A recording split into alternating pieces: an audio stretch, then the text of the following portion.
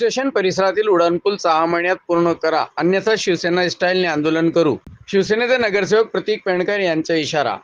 आज इलेक्शन झाल्यानंतर आम्ही इलेक्शनमध्ये बघितलं होतं की लोकांची सर्वात मोठी समस्या ही स्टेशन परिसरामधून होती.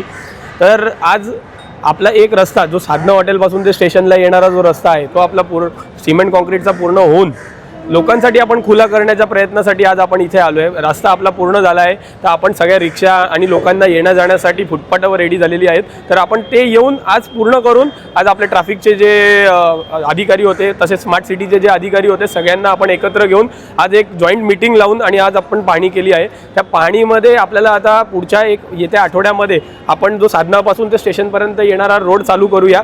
आणि ते चालू झाल्यानंतर कल्याणमधली आपण असं तर बोलू नाही शकत की 100% ट्रॅफिक कमी होईल, पण त्याच्यामध्ये बराचसा हातभारही त्या गोष्टीसाठी लागेल की लोकांना रात्री संध्याकाळी जेव्हा कंजेशनचा टाईम असतो तेव्हा तो पीक आवर असतो, त्या पीक आवरमध्ये इथे स्टेशन परिसरामध्ये सर्वात मोठी ट्रॅफिक होते.